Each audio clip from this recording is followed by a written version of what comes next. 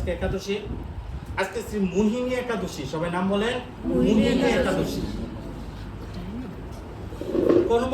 কর্মপুরাণে বৈশাখ শুক্লপক্ষের মোহিনী একাদশী ব্রত মাহিত্য বর্ণনা করা হয়েছে। মহারাজ যুধিষ্ঠির বলিলেন, হে জনার্দন, বৈশাখ শুক্লপক্ষে একাদশীর কি নাম, কি ফল, কি বিধি, এসব কথা আমার নিকট বর্ণনা করুন। উত্তরে ভগবান শ্রীকৃষ্ণ বলিলেন, হে ধর্মপুত্র, আপনি আমাকে যে প্রশ্ন করেছেন, পূর্বে শ্রী রামচন্দ্রও বৈশিষ্ট্যের কাছে এই একই প্রশ্ন করেছিলেন। তিনি জিজ্ঞাসা করেছিলেন, হে মণিবর, আমি জনক নন্দিনী সীতার বিরহজনিত কারণে বহু দুঃখ পাচ্ছি, তাই এই উত্তম ব্রতের কথা আমাকে বলুন, যার দ্বারা সর্বপাপ ক্ষয় ও সর্ব দুঃখ বিনষ্ট হয়। এই কথা শুনে বৈশিষ্ট্যদেব বললেন, হে রামচন্দ্র, তুমি উত্তম প্রশ্ন করেছ। ভগবানের প্রশ্নগুলো কি উত্তম হয়। যদিও তোমার নাম গ্রহণই মানুষ পবিত্র হয়ে থাকে, তবুও লোকের মঙ্গলের জন্য তোমার কাছে সর্বশ্রেষ্ঠ ও পরম পবিত্র একটি ব্রতের কথা বলছি।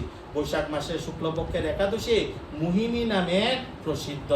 এই ব্রত প্রভাবে মানুষের সকল পাপ, দুঃখ ও মোহজাল অচিরে বিনষ্ট হয়। তাই মানুষের উচিত সকল পাপ ক্ষয়কারী ও সর্ব দুঃখ বিনাশিনী এই একাদশী ব্রত পালন করা। একাগ্র চিত্তে তার মহিমা তুমি শ্রবণ করো। এই কথা শ্রবণ মাত্রই সমস্ত পাপ বিনষ্ট হয়। আজকে যে ব্রত করতেছে, এই ব্রতের কথা শোনা মাত্রই দেহ যত পাপ আছে কিছুই বিনষ্ট হইয়া যায়। পবিত্র সরস্বতী নদীর তীরে ভদ্রাবতী নামে এক সুশোভনা নগরী ছিল। চন্দ্রবংশজাত ধৃতিমান নামে এক রাজা সেখানে রাজত্ব করতেন। সেই নগরীতে ধনপাল নামে এক বৈশ্য বাস করতেন। তিনি ছিলেন পুণ্যকর্মা ও সমৃদ্ধশালী ব্যক্তি। তিনি নলকূপ, জলাশয়, উদ্যান, মঠ ও গৃহ ইত্যাদি নির্মাণ করে দিতেন। তিনি ছিলেন বিষ্ণু ভক্তিপরায়ণ ও শান্ত প্রকৃতির মানুষ। সুমনা, ধৃতিমান, মেধাবী, সুকৃতি ও দৃষ্টি বুদ্ধি নামে তার 5 জন পুত্র ছিল। পঞ্চম পুত্র দৃষ্টিবুদ্ধি ছিল অতি দুরাচারী। সে সর্বদা পাপ কাজে লিপ্ত থাকত। পরশ্রী, সঙ্গী, বেশ্যাসক্ত, লম্পট ও দ্রুতক্রিয়া প্রভৃতি পাপে সে অত্যন্ত আসক্ত ছিল। দেবতা, ব্রাহ্মণ ও পিতা মাতার সেবায় তার একেবারেই মতি ছিল না। সে অন্যায় কাজে রত, দুষ্ট স্বভাব ও পিতৃদন ক্ষয়কারক ছিল। সবসময় সে অবক্ষবক্ষণ ও সুরাপানের মত্ত থাকত। পিতা ধনপাল একদিন পথ চলছিলেন। হঠাৎ তিনি দেখতে পেলেন দৃষ্টবুদ্ধি এক বেশ্যার গলায় হাত রেখে নিঃসংকোচে ঘুরে বেড়াচ্ছে। তার নির্লজ্জ পুত্রকে এভাবে চতুর রাস্তায় ভ্রমণ করতে দেখে তিনি অত্যন্ত মর্মাহত হলেন। এই কুম্ভভাব দর্শনে ক্রুদ্ধ হয়ে তিনি তাকে গৃহ থেকে বার করে দিলেন। তার আত্মীয় স্বজনও তাকে পরিত্যাগ করল। সে তখন নিজের অলংকার আদি বিক্রি করে জীবন অতিবাহিত করত।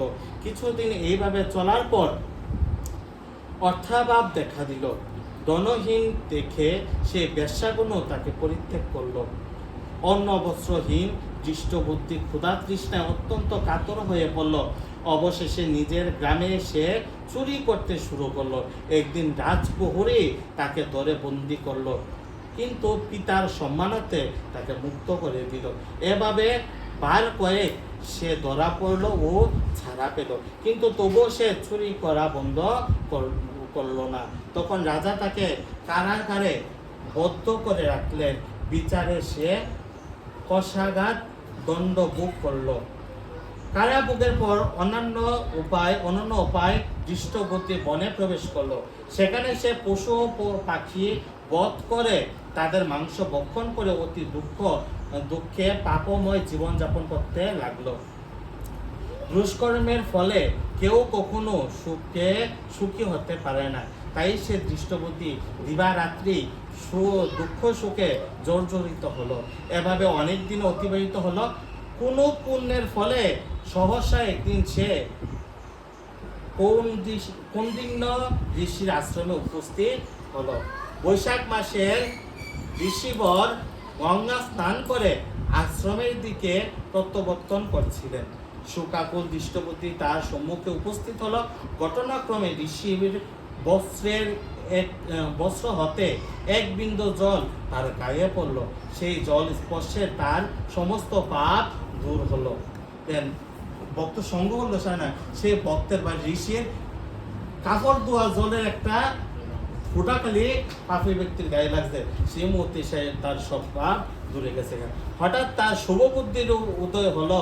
ঋষির সামনে সে কৃতাঞ্জলি পুটে প্রার্থনা করতে লাগলো, হে ঋষি শ্রেষ্ঠ, যে পূর্ণ প্রভাবে আমি এই ভীষণ দুঃখ যন্ত্রণা থেকে মুক্তি লাভ করতে পারি তা কৃপা করে আমাকে বলুন। ঋষি বর বলেন, বৈশাখ মাসের শুক্লপক্ষের মোহিনী নামে যে প্রসিদ্ধ একাদশী আছে, তুমি সেই ব্রত পালন করো।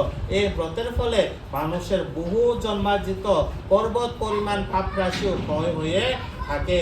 মহামুনি বৈশিষ্ট্য বলিলেন, কুণ্ডিন্য ঋষির উপদেশ শ্রবণ করে প্রসন্ন চিত্তে দৃষ্টপতি সেই ব্রত পালন করলেন। হে মহারাজ রামচন্দ্র, এই ব্রত পালনে সে নিষ্পাপ হলো, দিব্য দেহ লাভ করলো, অবশেষে গরুড়ে আরোহণ করে সকল প্রকার উপদ্রব্যহীন বৈকুণ্ঠ ধামে গমন করলো। হে মহারাজ, ত্রিলোকে মোহিনী ব্রত থেকে আর শ্রেষ্ঠ ব্রত নেই। যজ্ঞ, তীর্থস্থান, দান ইত্যাদি কোনো পূর্ণ কর্মই এই ব্রতের সমান নয়। এই ব্রত কথা শ্রবণ কীর্তনে সহস্র গৌদানের ফল লাভ হয়। এই আজকে একাদশীর মাহাত্ম্য কথা।